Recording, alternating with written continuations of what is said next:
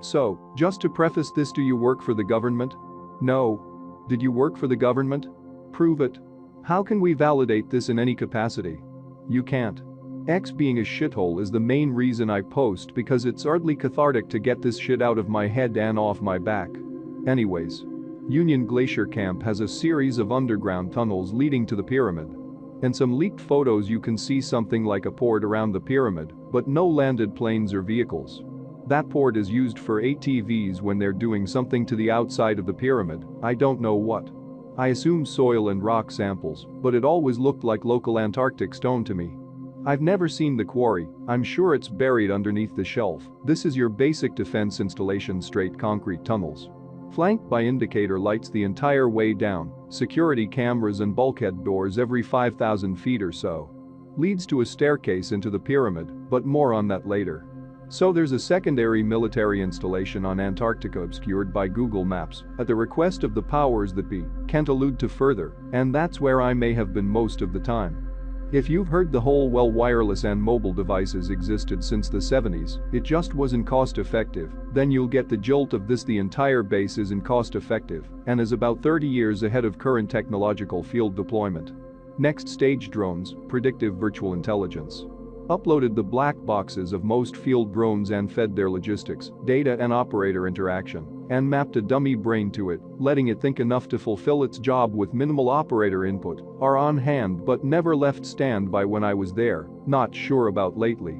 Price isn't an object, so Sam batteries. Lol. And the radar they have can track a penguin fart from 100 miles away and tell you how it smells, so. I can continue. At the military installation we may have focused specifically on advanced robotics. Money can make any of the outside issues disappear. Our response time was good enough that we could put a drone and a missile up the ass of any individual coming from any direction on the content. We never wanted debris or contact on the land, so if it did occur they put you in the ocean and let God sort out the rest. The robotics were created for the pyramid itself, which I'll get into. There's a lot of moving pieces here, so I'll stick to what I know, and if I drop terms absent-mindedly just tell me and I'll circle back around. So, a bit of background on myself: I study robotics and kinesiology. Specifically development of prosthetic limbs and adaptive technology for ease of life. I was more of an altruist before this, but was recruited into a program to develop this understanding of robotic and human interaction. My dream, way back in the day, was full integration of prosthetics. So they put me on drone work at the installation. I dealt with repairs to the drones, decryption of data and re-encrypted transmission of data out of our neck of the woods and to the researchers. I got a smattering of information from the pyramids, but not as much as someone in them.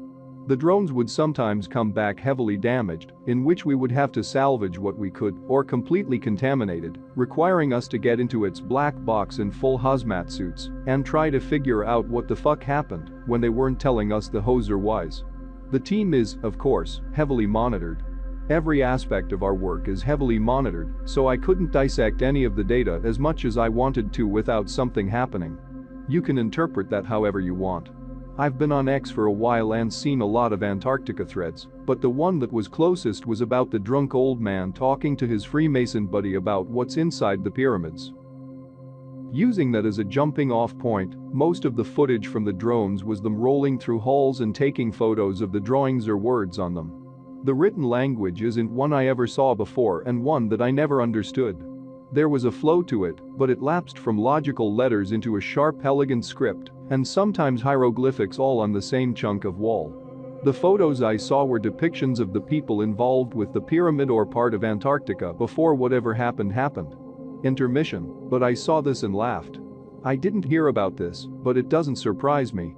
When I was rotating out they had a bunch of younger greens and seals on security patrol stationed in the giant tunnel or around the installation to keep us in line, and they were dumber than a sack of shit. Just couldn't help themselves. It's fuck boring if you're not involved. So, the drawings on the wall would oftentimes show the people that ran the pyramid, or so I assume, and they were human but giants.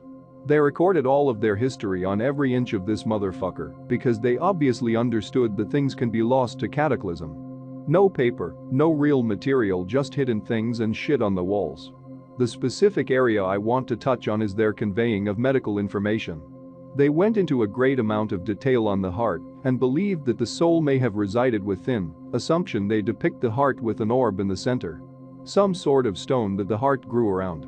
They focused on the tissue, on the flow of blood and how it regulated their bodies. Like I said before, it was hard to understand, but the heart that I saw was beautiful. Multiple valves, multiple chambers. The tissue it must have been made out of to be so efficient stunned me. I'm cobbling a lot of this together right now, but they had a huge growth cycle. I don't have enough space to go further. Their growth cycle was depicted in photos, obviously.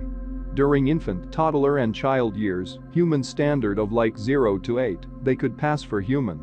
They tend to be sickly so the mothers would care for them daily. I believe this is because their systems were still developing and turning them into whatever they become. This actually makes me think that this is an unnatural or influenced evolution. When they get out of their child years, they begin to grow rapidly in their puberty phase. Their bones begin to reinforce and grow. The rib cage begins to open up and allow for greater lung capacity and strength. There was an image that depicted a rib cage opening somewhat. The floating ribs expanded out. The sternum was probably the size of a baseball bat and 4 times as wide. At this phase, they became healthier but still didn't work and instead became stronger. Actual applied lifestyle training regimens and organization within the group. Women tended to assume just a mother role and didn't branch out further from that, but had a different development. They have 3 extra muscles in their arms. God honest truth, I have no idea what for. It has to be in the text, but I just can't figure it out. History and anatomy of these people aside, the further you get into the pyramid the worse it gets. It changes from this history of these people to what can only be religious allegory or predictions of cataclysm. It seems to me they had a concept similar to the Vikings on Fimbulvetr. Great winters and snowfall extinguishing life and all that shit. Is this what happened to the Antarctic? Fuck if I know, I won't and can't know at this point. There was one drone that I was fond of because I had built him out of reclaimed parts and was working with the virtual intelligence that I had spoken about before. I wanted to give him some sort of sentience, and I may have, for a bit. He got sent back in. Fuck continued, but I'm stopping soon, I'm hungry. So, my pet drone went back into the pyramid and made it to the 2nd level. This isn't anything exciting because this is where the religious imagery and cataclysm content begin. It's a small staircase leading deeper underground. He had a homebrew virtual intelligence, mostly drone, but with more operator influence and the inability to blow things away. Everyone on the base received an encoded email from it about 18 hours after it went dark. It sent everyone sorry 100 times in an email, all in binary. I had to Google the binary again, so take it as you will, but imagine an Outlook email body that just includes zeros and ones over and over again. I remained in my quarters with a personal mental recovery day, waiting for them to start knocking on my door and asking me why this happened. I may have thrown up 3 or 4 times, but after a while it was just dry heaving. Never happened, never spoken about, and by noon someone had gotten onto the server and purged it from everyone's box. Everywhere. Forever. At the end of my rotation, I was approached by the biology team, easier than their real name, and they requested I join their team for the last 6 months, which I did. I then worked on advanced human prosthetics, as it was discovered that one of our test subjects made it to the staircase to level 3. No one had gotten there before, no one had even seen it in the distance, but some Somalian asshole radioed in and asked if he should take the stairs down. I fitted 3 people with prosthetics that were reverse engineered from designs found at the end of level 2. When I was translating them to a human standard, most of their form and function was a straight function replacement to lost body parts. They served no function outside of giving the giants their reinforced limbs back, so it wasn't a very difficult thing to do. This may include a diplomat, but I can't go into it. So this is actually my department and something I'm going to go into with a bit more detail.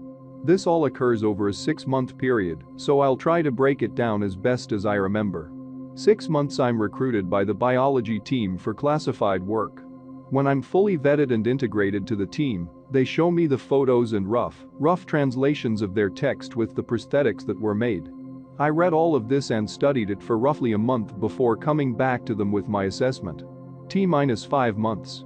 I submitted my research to the team and told them that the prosthetics in these photos and its adjoining text didn't do anything for the giants except give them the use of their limbs back. I also provided a written-up guide on how I could translate this into a human standard and fit it onto people with time, money and subjects. They immediately walked me to my lab. 5 months to 3 months I spent creating the limbs, vetting them and then attaching the alpha product to the 2 individuals that were provided. They could exert 4x the force of a regular human with this limb and absorb all kinetics. 1 leg, 1 arm. The guy with the leg was put on a cardio circuit and his limb was purposefully underpowered. The design I submitted was for an installed power source, but the team required it be wired in the event that shit went sideways. They also had me design a full set of arms and legs for robotic testing, which they did without me. 3 to 0 months. I fitted a diplomat with a new pair of legs with the power source installed, but throttled down to less than 25% output for the sake of appearances. They then had me turn over all my work, sign my "no, this is ours" form, and then gave me heaps of money for the pleasure. I ran out of space again. I'll sum this up, respond to folks, and then I'm going to fuck off for a while. During the last few months, the other 2 subjects fully integrated the limb. I assume the third did as well, but he left because he's a special lad. This wasn't in my designs or part of my intent, but their brains were able to map the prosthetic. The one with the new leg I submitted to a reflex and poke test when he claimed he could feel it. He would flinch, react and do everything someone would do with a fully functioning limb except bleed. I put him behind a curtain once with his leg through and dug a scalpel into the sole of his foot. He howled. This was about the time that I was feeling really hopeful that I could realize this dream of seamless prosthetics and was in contact with the organization and school after my rotation ended. Never heard back. I've reproduced what I designed there, but if I submit it to the public I'm sure they'd suicide me or something. Most days I just get drunk or travel. I personally saw a few sarcophaguses and some bones. Most organic material had rotted away, but we saw some armor and weapons. Nothing outside of human understanding. Spears, swords, shields. Artifacts were another department, but there was once a full lockdown when someone got spritzed with something in the pyramid and ran out of it, reacting violently. That's when those bulkhead doors swung down. 72 hours. There's traps, biological agents and some sort of mold along the grooves of the floor set into the stone. Drones are the safest bet, but some have been blasted with acid or contaminated in some capacity. Humans go in intermittently, but any breach of their suit means they're responded to once they exit. Next week, but it's Pathfinder so I'm not super jazzed about it. The information I'm drawing is mostly from my own perspective and interpretation from my medical courses at the organization. The only crisp, clear and visual items I received were the diagrams of the prosthetics and the translation.